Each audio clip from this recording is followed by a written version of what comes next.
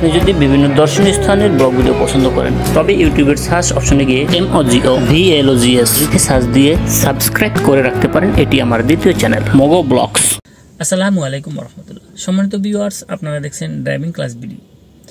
আশা করি সবাই ভালো আছেন এবং সুস্থ আছেন। আজকের ভিডিওতে খুবই সংক্ষেপে আপনাদের দেখানোর চেষ্টা করব যে একটি হাইএস গাড়িতে ব্রেক অয়েল কোথায় থাকে এবং ব্রেক অয়েল কতটুকু পরিমাণ ডালতে হয় এবং রেডিয়েটরের যে রিজার্ভ ট্যাঙ্কির পানি সেটা কোন জায়গায় থাকে এবং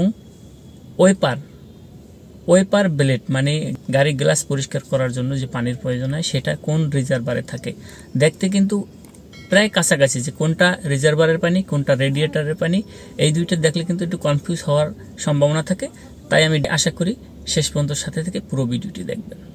বন্ধুরা, এই যে মুখাটি দেখতে পাচ্ছেন এটি হচ্ছে মূলত ব্রেক অয়েলের যে টাঙ্কি সের মুখা। জাস্ট এটা বাম দিকে ঘুরালেই মুখাটা খুলে যাবে এবং এরপরে আপনি বুঝতে পারবেন যে কতটুকু পরিমাণ ডালতে হবে। এই যে দেখেন এখানে লেখা আছে এই যে ম্যাক্স মানে ম্যাক্সিমাম মানে সর্বোচ্চ, এখানে এই দাগ পর্যন্ত ডালবেন আর নিচে লেখা আছে মিনিমাম।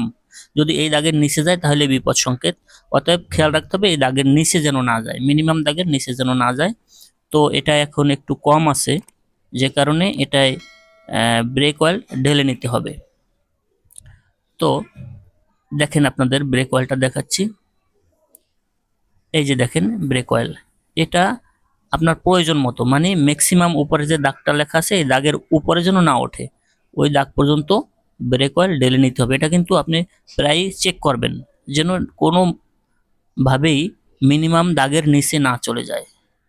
তো ম্যাক্সিমাম পর্যন্ত ডালতে হবে, একটু কম ছিল। এই ব্রেক অয়েল কিন্তু গাড়ির জন্য খুবই গুরুত্বপূর্ণ একটি বিষয়।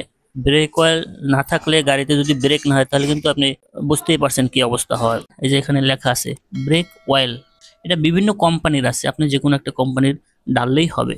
এরপরে দেখেন এই যে একটা টাঙ্কি, এই ট্যাঙ্কিটা মূলত রেডিয়েটরে পানি ডালা হয়। তো এটা কালার দেখলেই বুঝবেন, অনেক সময় সলিড কালার থাকে সাধারণ পানি যে কারণে বোঝা যায় না, কিন্তু কালার থাকলে কিন্তু ভুল বোঝার কোনো সম্ভাবনা নেই।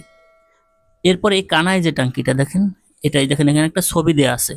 ছবিটা দেখলে আপনি বুঝতে পারবেন একটা গ্লাস পরিষ্কার করানোর যে পানিটা থাকে সেটা এখানে ডালবেন। আর রেডিয়েটরের রিজার্ভ টাঙ্কিতে যে পানিটা ডালে এটা অনেক সময় অনেকে কুলিন পানি ডালে, সবুজ কালার হতে পারে অথবা লাল কালার। কালার না থাকলে আপনারা চিহ্ন দেখেই বুঝতে পারবেন যে কোনটায় রেডিয়েটর রিজার্ভ টাঙ্কির পানি আর কোনটা গ্লাস পরিষ্কার করার পানি।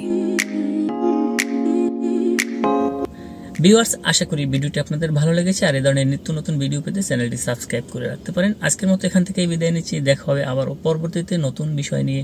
সে পর্যন্ত সকল ভালো থাকবেন, সুস্থ থাকবেন। আসসালামু আলাইকুম রহমতুল্লাহ।